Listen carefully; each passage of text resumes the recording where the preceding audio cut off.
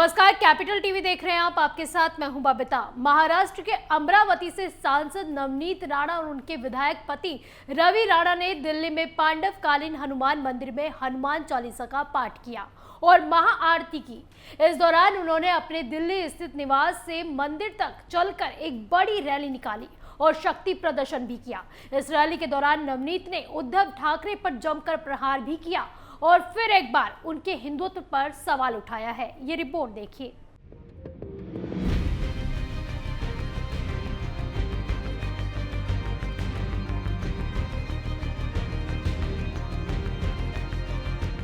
महाराष्ट्र में हनुमान चालीसा विवाद के बाद हाल में जेल से बाहर आई अमरावती से निर्दलीय सांसद नवनीत राणा और उनके विधायक पति रवि राणा ने दिल्ली के 5000 साल पुराने पांडवकालीन हनुमान मंदिर में हनुमान चालीसा का पाठ किया और महाआरती की। इस दौरान उन्होंने अपने दिल्ली स्थित निवास से मंदिर तक चलकर एक बड़ी रैली निकाली और शक्ति प्रदर्शन किया।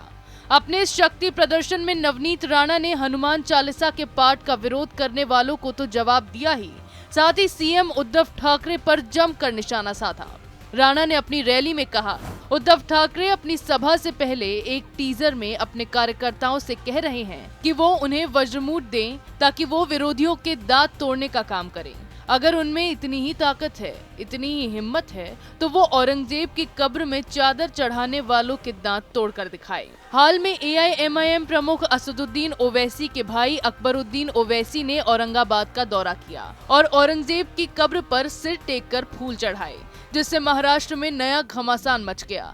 लेकिन इससे उद्धव ठाकरे की मुश्किलें जरूर बढ़ गई और इसी को देखते हुए नवनीत राणा ने उन पर निशाना साधा है। इसके अलावा उद्धव ठाकरे पर फिर हिंदुत्व के मुद्दे पर निशाना साधते हुए राणा ने कहा, अगर उद्धव ठाकरे अपनी सभा की शुरुआत हनुमान चालीसा से करेंगे तब हम समझेंगे कि कम से कम 1% हिंदुत्व उनमें बचा है।